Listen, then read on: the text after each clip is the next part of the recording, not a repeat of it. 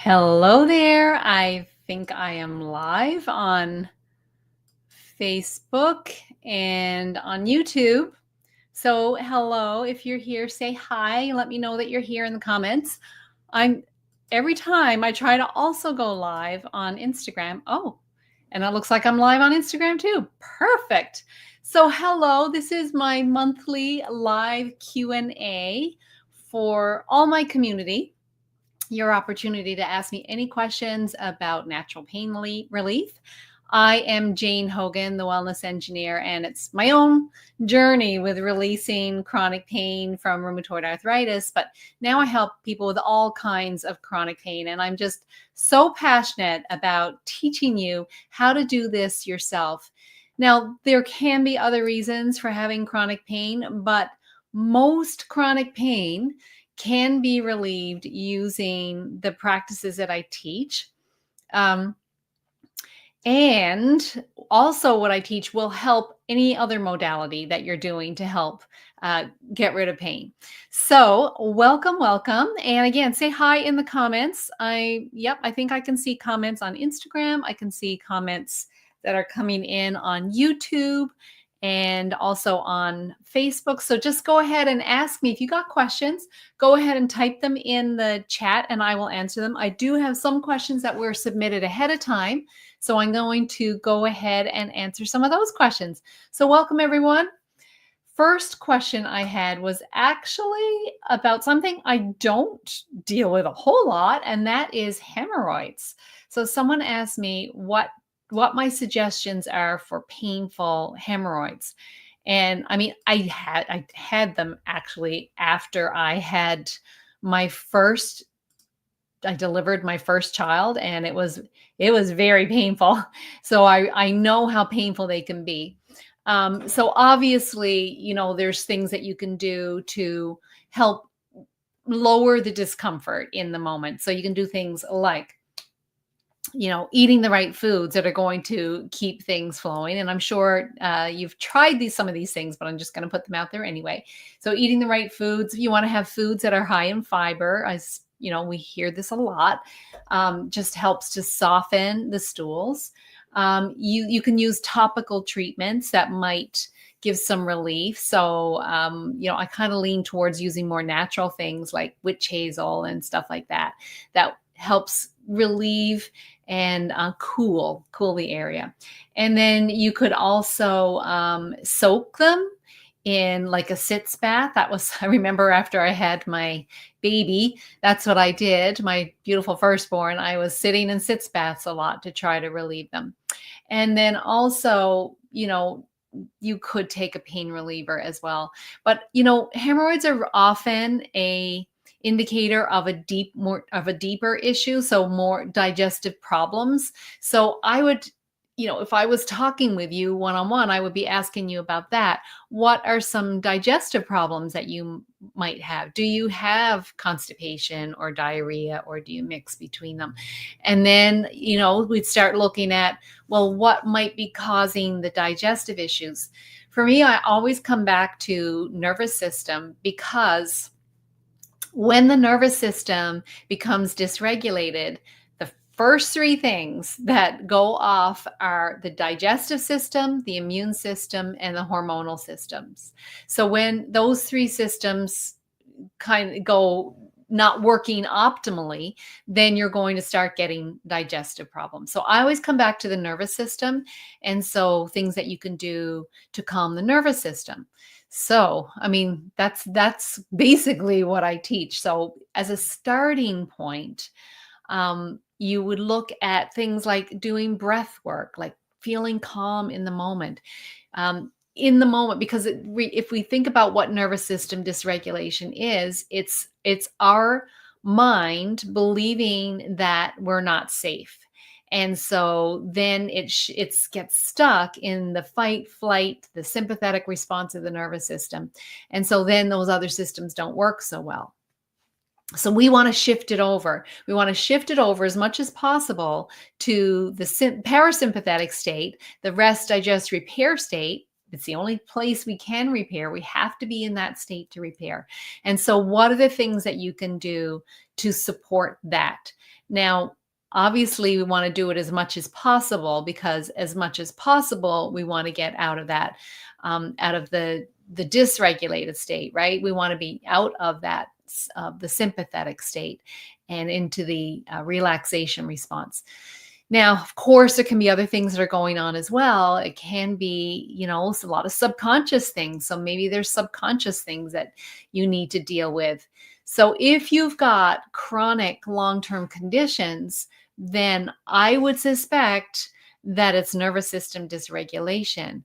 And then if that's the case, then we, aside from dealing with the symptoms that are affecting you day to day, then you want to also look at the longer term, what's going on with my nervous system.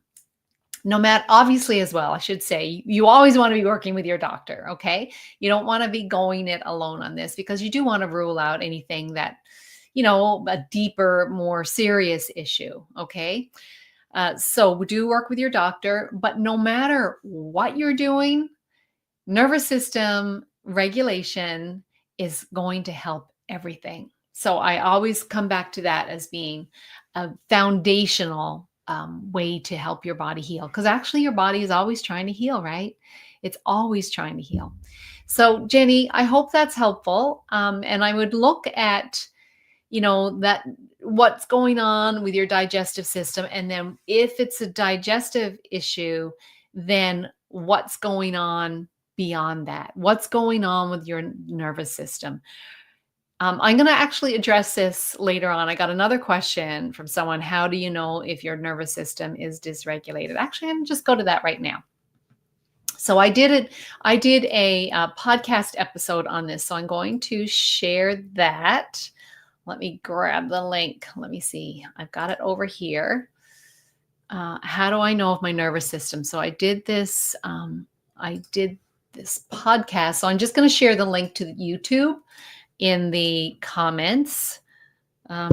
So how to know if your nervous system is dysregulated. So I'll share that. Dysregulated, not spelled properly. There we go. Needs an A. Okay, so I'm going to share that link, but don't go to it yet. Don't go to it yet, because I'm going to talk about it first, okay? But you'll be able to go back and have a look at it later. So how do you know if your nervous system is dysregulated? So there's a bunch of signs, actually. So if you, obviously you would have signs of physical signs like pain and so on. Okay, actually, let me see. There we go. Right. So you would have some signs of pain, usually chronic conditions like chronic pain, any kind of chronic health condition.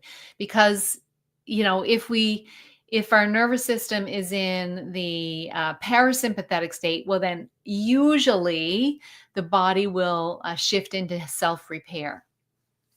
But long before chronic conditions show up, it shows up in other ways too. So it can show up physically as, tightness, stiffness in muscles or joints.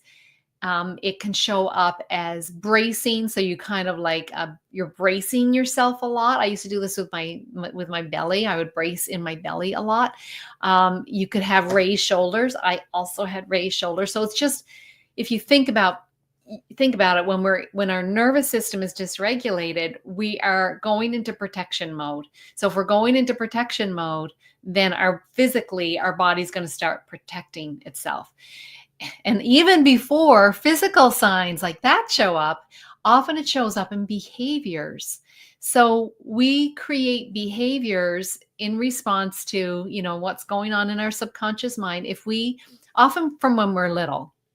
So if we are small, we can't fight. If we get into a stressful situation, even if it's not that stressful, but in our mind, we perceive it as stressful, then if we can't fight or we can't flee, we've got to do something else, right? So often a term that's used a lot is fawn. So we turn to types of behavior. So that's the people pleasing and perfectionism and the inability to say no. You're tend to be like hyper vigilant or hyper independent. No, I'll just do it myself. It's easier if I do it myself. So these, overly polite, like really never wanting to rock the boat, not speaking your opinion or your thoughts on things because you don't want to ruffle any feathers, that kind of thing. So those are protective behaviors. So anyone that's here know if they see themselves in any of those behaviors, because those can be early signs that the nervous system is not comfortable, right? It thinks that you need protection. And then some other things besides that, you might be experiencing poor sleep, lack of energy, chronic fatigue. You could have the digestive issues, as I mentioned earlier. So it could be like acid reflux, could be gut infections, could be poor digestion, diarrhea, constipation, things like that. You could have cognitive issues like brain fog, just like forgetfulness, and even like leading to anxiety, depression, hormonal issues, some things like painful periods, hot flashes, night sweats. Now, of course, these are very general symptoms and they might be indicative of something else as well. So I just want to say that. But these things all do go along with nervous system dysregulation. So that was a long answer to a question about hemorrhoids, but there you go. Because often what we're seeing as a symptom could be a deeper issue, and very often is a deeper issue.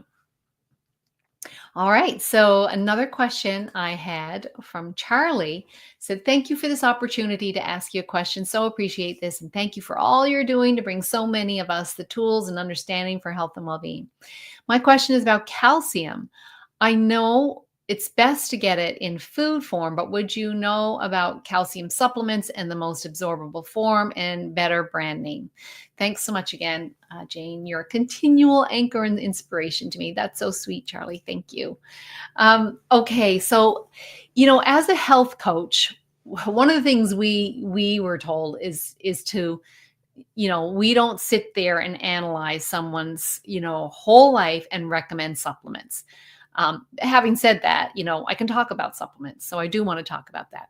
So, Charlie, again, I'm going to say check with your doctor about supplements, because we don't want to just be throwing different supplements in, because sometimes supplements, we hear that they're really good, but they might not be good for us, right? So you do want to be working with someone. So whether it's your conventional doctor or whether it's a naturopathic doctor or functional medicine doctor, you should work with someone when it comes to supplements who knows you and your situation. Now, having said that, just in general about calcium, what I will say is what you mentioned there, but just to say for everyone else, it's always better to get any of your vitamins and minerals from food first, because it's just not the same taking a supplement. Nature packs it perfectly in food. When we separate it out and try to take it as a supplement, we may not even absorb it. It may not be bioavailable to us. So it's always better to get your calcium from food. Now, everyone tends to think calcium comes from milk, and there's way, way more calcium in leafy greens. Way more calcium in leafy greens.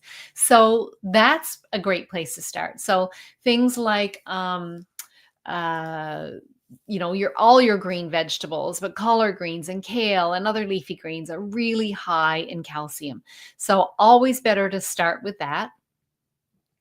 One thing I do know as well is that magnesium helps us absorb calcium.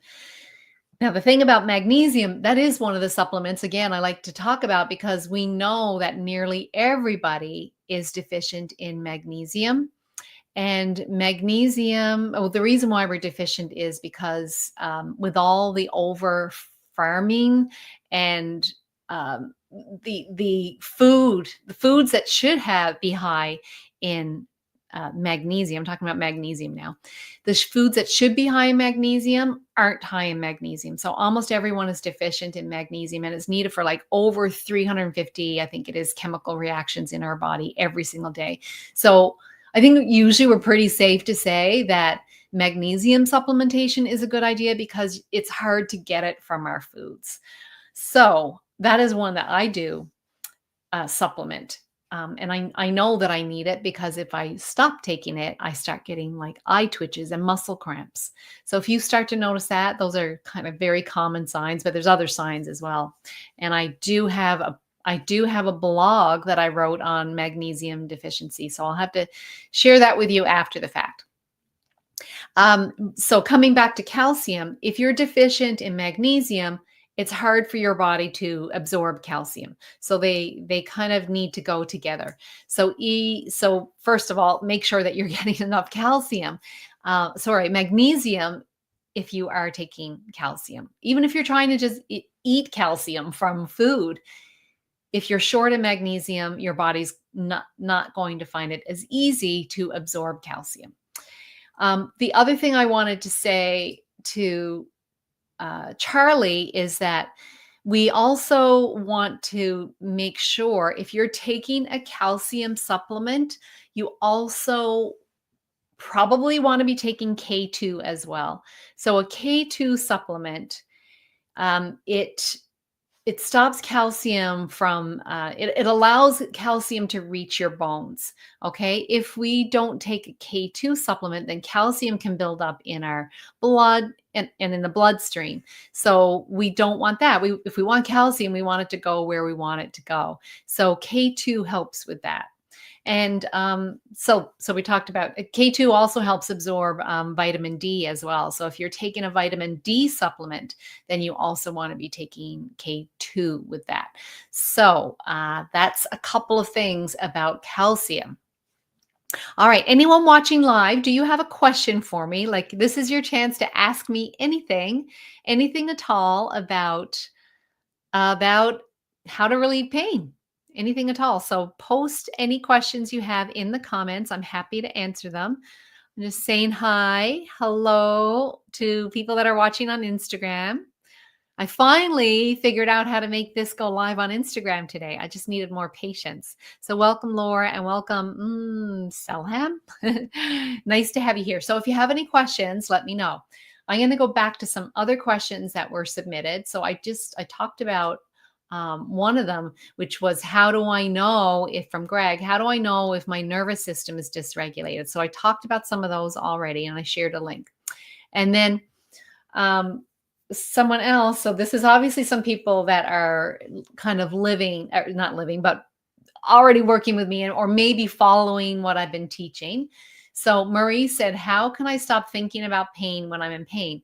Because one of the things that I talk about with brain retraining is, and getting ourselves out of pain, is we need to give our brain new experiences so that it's not always focused on the pain all the time. Because the more we focus on the pain, it's a pain fear cycle. So the more we focus on pain, unfortunately, we have fear about it, which is totally natural, because you start thinking, oh, I can't do anything. And what's my life going to be like in the future? And I remember having these thoughts and saying, I'm going to have to move out of my house. I can't live in my house anymore. And so you start to kind of go down this road of what having pain means to you. And it's usually a fearful thing because it's not a good thing. And then our brain starts getting wired because it pays attention to fear. It goes, okay, more fear. It goes into that fight or flight again. And then that causes the brain to realize, okay, we've got to turn on more protection because things aren't good here. And what does it use for protection? Pain is a form of protection. Pain is your body's way of protecting you. I know you want to say, stop protecting me so much. Yes, that's what we want to say to it. So the more you notice the pain and have fear thoughts around the pain, then, or even frustration. So it doesn't have to be fear. I have a sip of water. It could be frustration. about the pain. It could be annoyance. Any of those things, of those feelings shift us over into the fight or flight response. Then the body turns on more pain, then we get more pain, then we have more fear about the pain, and so we go around in a pain fear cycle. So we want to break that cycle. So anyone that's in my programs or knows what I've been teaching, they go, well, how do I stop thinking about the pain when I'm in pain? Like, the pain is so much, I can't stop thinking about it. Well, you have to distract yourself, first of all. In the beginning, you just need to do some kinds of distraction activities so that you have, and feeling good, so that you have some experiences of, you give your brain some experiences of pain without fear. Okay. So that's basically what we got to do. We just have to do it. So, gratitude is a great way to shift your mind right away. So, I know it's hard to feel gratitude when you're in pain. And I do, like, totally understand how you feel, because I was there too. But we know we got to shift, right? So gratitude is a super quick and easy way to shift your thinking to, and get your nervous system over to the regulated side, the rest, digest, repair, the parasympathetic state. So you can just kind of notice what you're grateful for. And if you're breathing and if you're alive, there's a lot to be grateful for, right? There's so many great things that your body is doing for you. Like, even the pain actually is, it's trying to protect you. So it's doing its best. But focus on other things, like maybe, like, you've got a roof over your head, you've got heat in your home. I'm thinking about that now. It's such a cold day where I am here in Newfoundland. So think about these things that you're grateful for. There's always something to be grateful for. So if you can start just noticing all these things, look around you and notice things that you're grateful for. And then when you're noticing these things, feel the gratitude in your body. Notice where you're feeling it. Get in touch. Where do you feel gratitude? Do you feel it in your throat? Do you feel it in your heart? Do you feel it in the upper part of your belly, the lower part of your belly? Where do you feel it? Where do you feel gratitude in your body? So if you can pay attention to that, then you can help shift the nervous system. Okay. Does that make sense to you? Let me know if it makes sense. Not seeing a lot of comments yet. Let me know. Let me know if this is making sense to you. I'd love to hear. Just say yes in the comments if it's making sense to you. A big yes, or just an S. Yeah, for sense. Making sense. S. So leave a comment and let me know. Meanwhile, I've got another question, similar kind of vein. This is from Nancy. She said, I've tried all the things I've learned from you, but I'm still in pain and I'm frustrated and I don't know what to do. So I would say in this case, that, again, coming back to those emotions, just think about our thoughts and our emotions create vibrations in our body, right? And we have a nervous system response to it, which then releases the biology and chemistry of protection in our body. Every single cell in our body then is bathed in that. Our feelings are vibrations in the body. Again, our cells are bathed in that. And so are they getting the signal that things are okay? If you're feeling frustration, it's probably, your cells are probably not getting the signal that things are okay, right? They're getting the signal that things aren't good. And so again, they're going to start up in protection mode. So the nervous system shifts to protection mode, but then the nervous system communicates with all of the cells in our body, and our cells they have like antenna on the surface of the cells that are constantly sensing and perceiving the environment around us. So the environment is that chemistry and biology. Excuse me. It's our thoughts and our feelings, all of that. They're sensing and perceiving. And so they sense and perceive that all is not well. Then they're going to, put up protections. They're going to the whole body is going to shift into protection mode. So it's not going to be concerned with digestion or fighting think about the immune system, fighting off, viruses and so on. It's going to be concerned with fight or flight. And so it's going to put up protection for that. And all the other systems are not going to work so well. And it will continue to keep putting up pain in the form of protection as well. So, how do you stop from getting frustrated? Well, this sometimes can happen to me as well. So even though I've reversed the symptoms, if I start putting pressure on myself, if I start feeling frustrated not about my healing, but something else in life, my body will start to turn on protection again. And so I have to evaluate what I'm doing. Excuse me. More water. I've got a little bit of a tickly throat.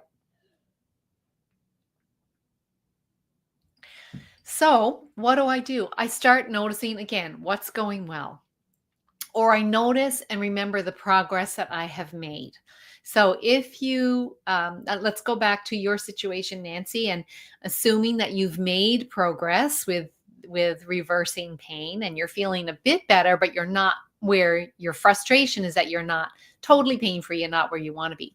So I would notice what has gone well. What have I done well?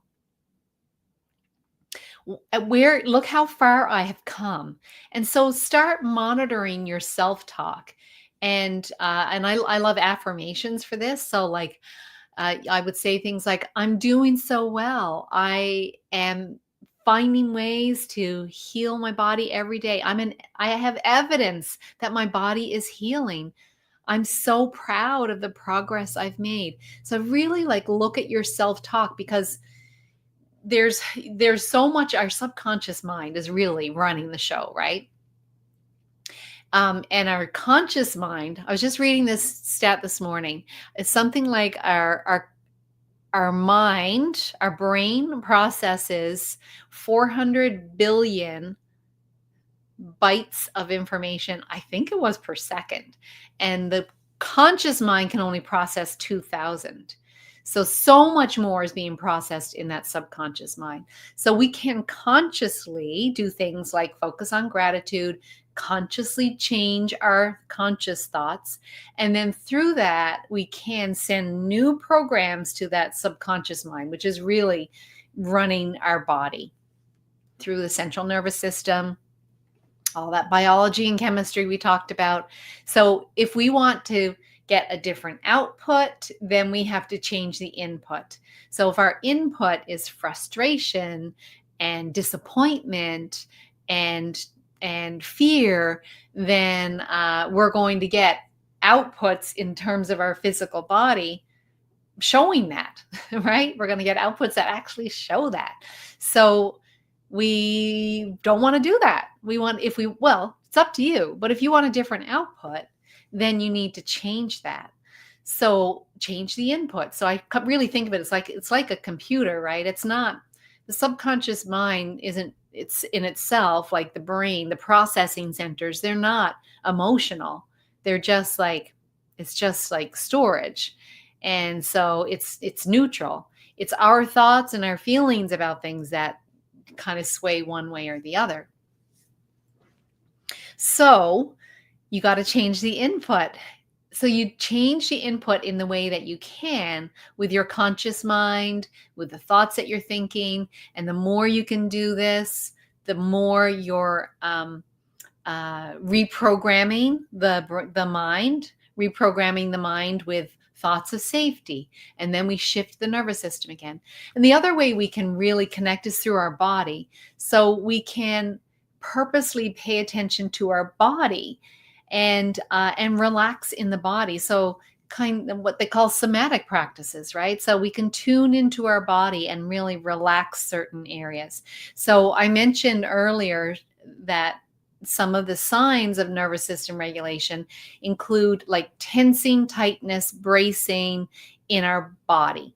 So you can tune into your body and see, where am I holding some tightness, or where am I bracing?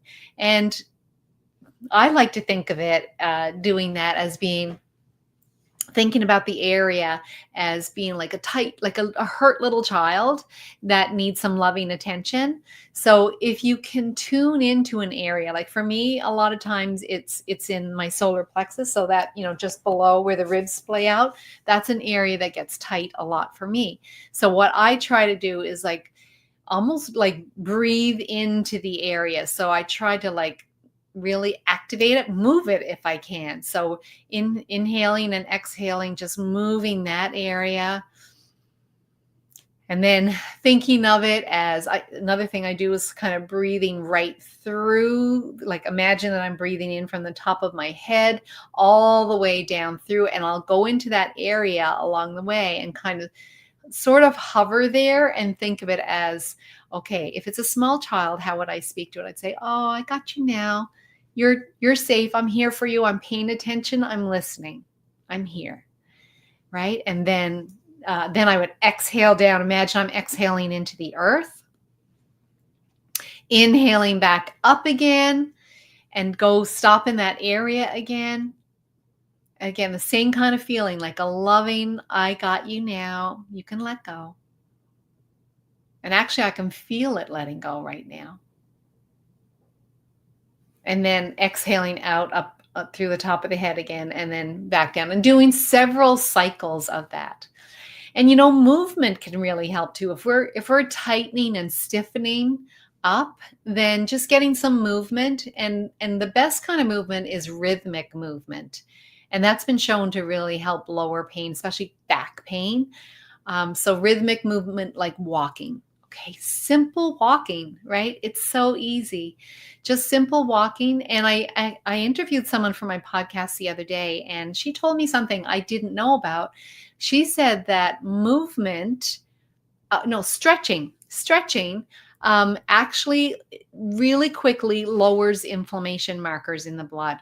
Stretching, which actually makes sense to me because, if we are tense and tight, then our muscles, our tendons, our fascia, all of that tends to tighten up a bit. So stretching, it doesn't have to be crazy stretching. You don't have to turn yourself into a pretzel.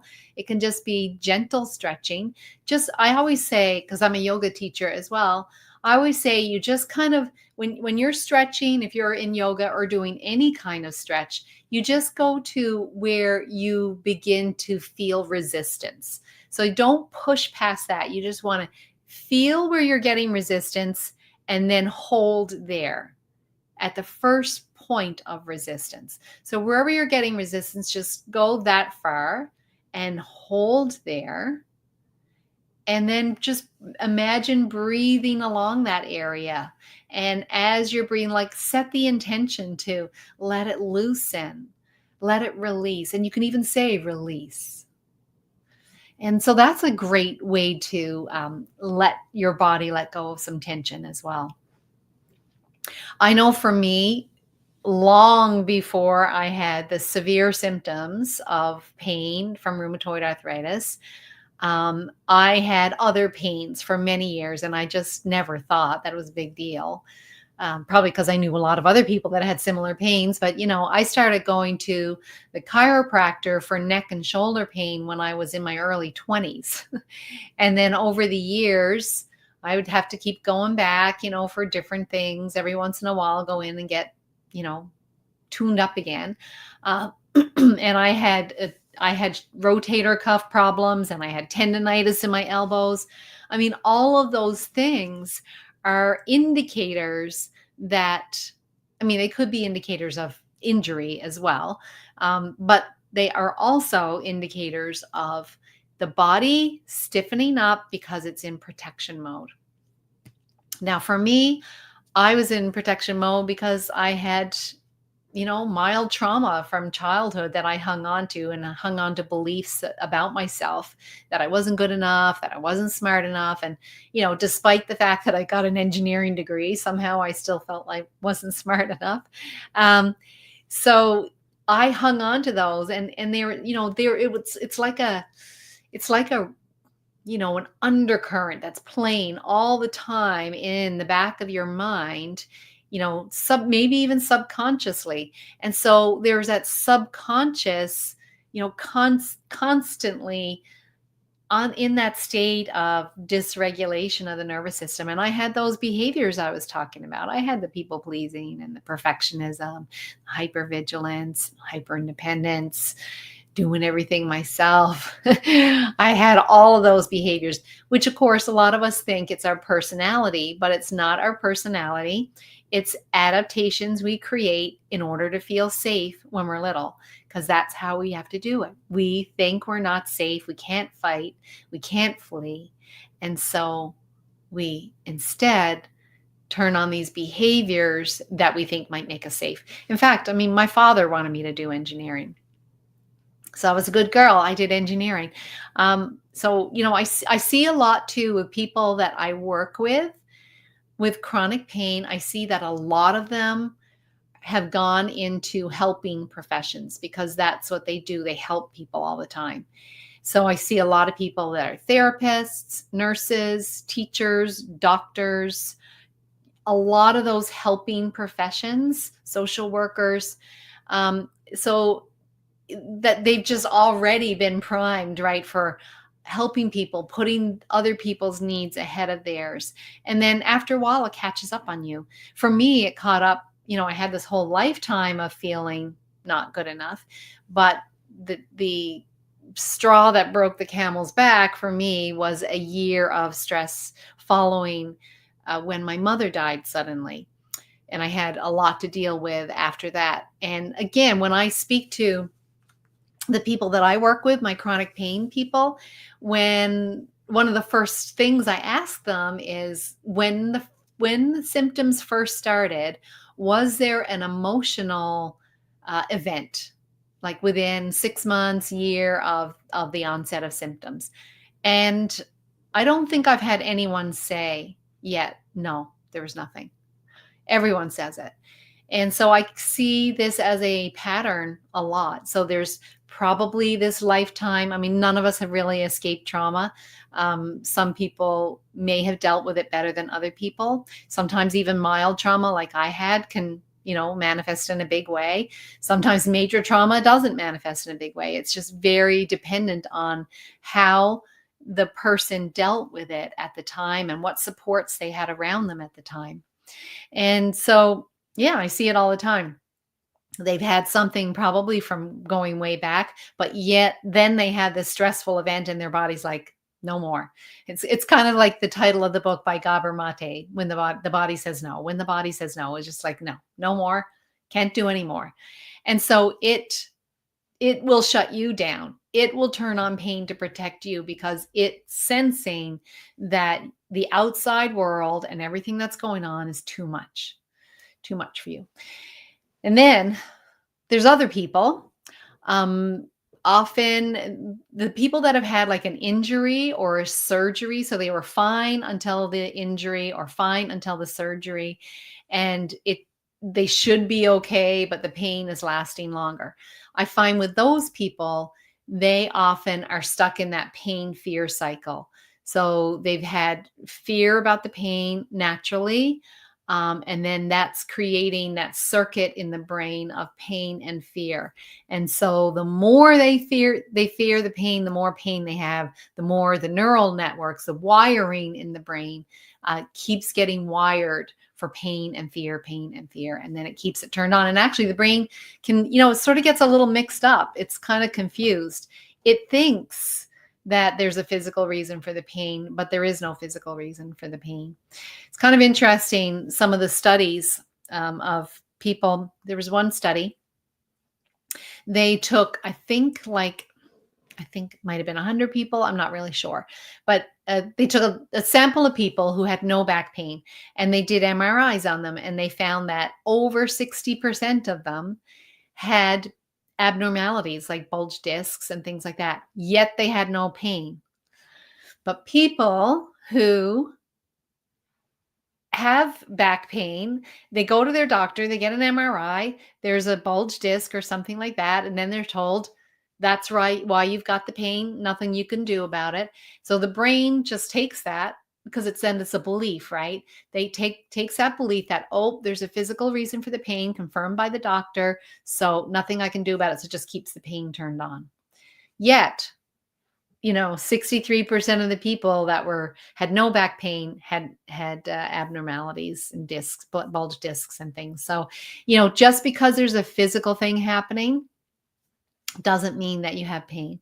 Sometimes just even the relationship with your doctor and what the doctor says, because we're so conditioned with the doctor as an authority figure, that whatever, if they say something, then it must be true.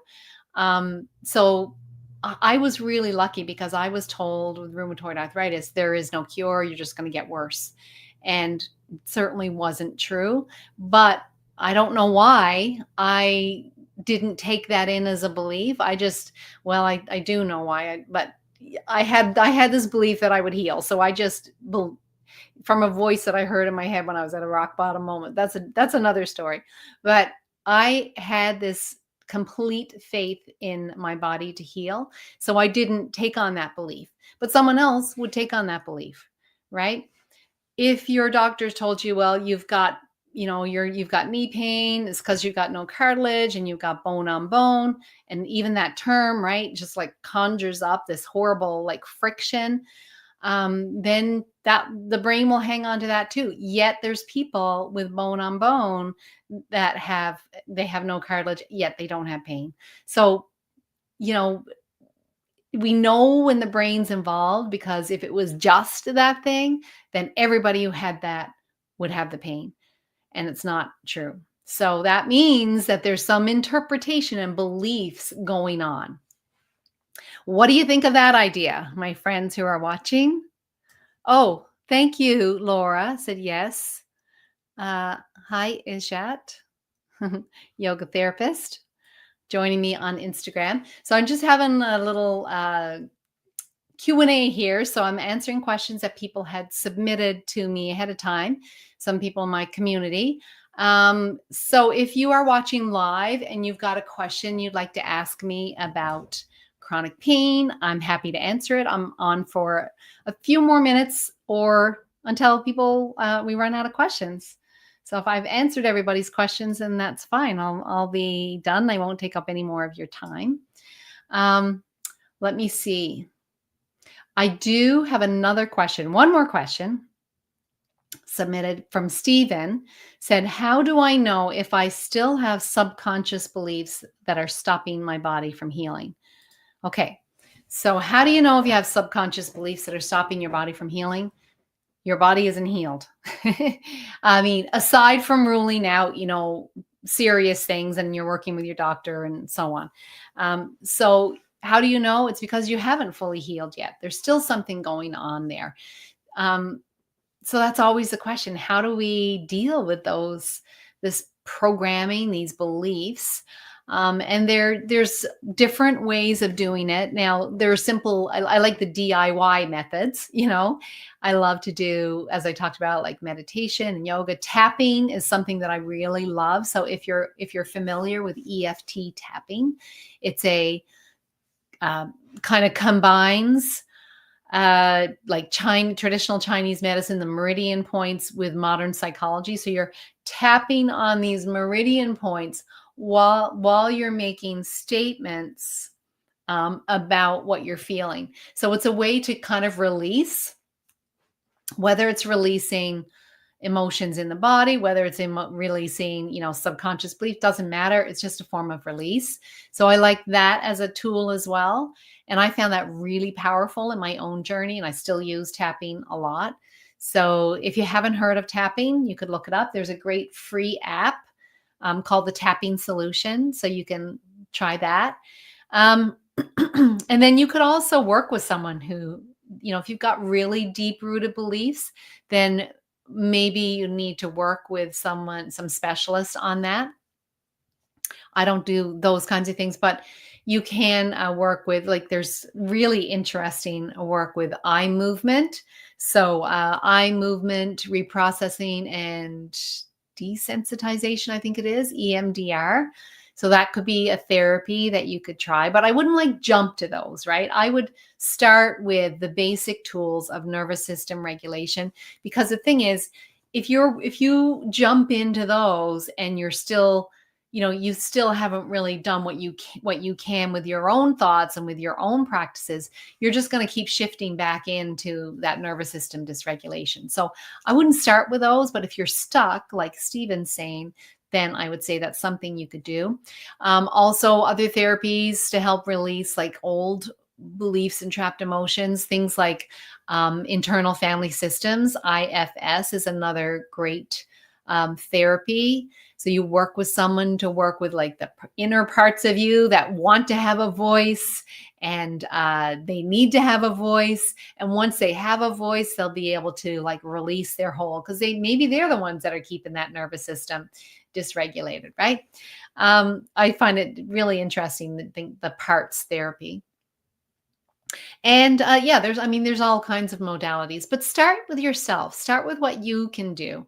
I love journaling as well as another way to release uh, thoughts and feelings. So it's amazing what comes out when you put pen to paper, what can come out of that. So what my process, I call it freedom talk journaling. And basically you're just like, you turn on a timer for 20 minutes because you don't want to be stuck in this all the time. But I just say like 20 minutes, turn on a timer, write in the journal about whatever's bothering you, about maybe it's a situation from childhood, maybe it's a current situation. You write about it for, excuse me, 20 minutes, and then you stop, you take out the piece of paper, tear it up, throw it away. You don't look at it again. You don't want to look at it again because you don't want to reinforce those thoughts. And then after that, I would do some kind of loving kindness practice. So you sort of feel a lot of love towards yourself, because when you're doing that release, you're probably going to be, letting go of a lot of emotions, maybe using unkind words. But the whole thing is you want to let it out, because that's, maybe that like inner child, right, that I talked about, that, or maybe an inner protector that wants to have a voice. You're going to let them speak and have that voice, and then tear it up and throw it out just because you don't want to read it again. Of course, you can give this feeling, whether you're calling it the feeling or this part of you, the opportunity anytime, right? So you might, probably not more than once a day though, because again, we don't want to hover in those negative feelings, but you want to know that they've got the opportunity to talk again as many times as they want, have that opportunity to release. So that is a lot of stuff I've given you today about how to relieve pain.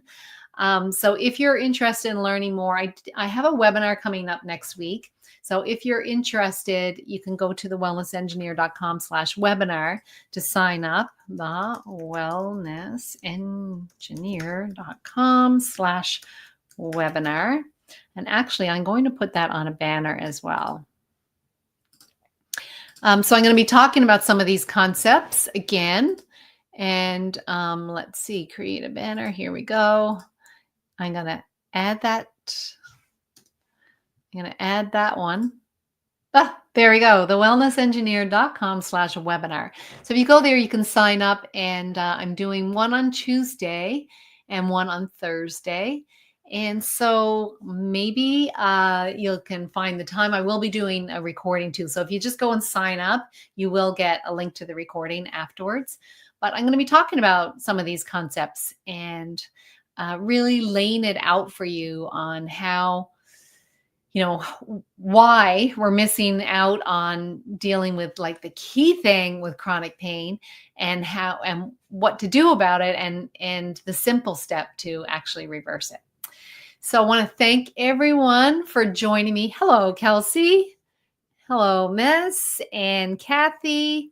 Nice to have everyone here. Thanks so much for joining me. I've been answering questions about chronic pain, how to reverse chronic pain naturally.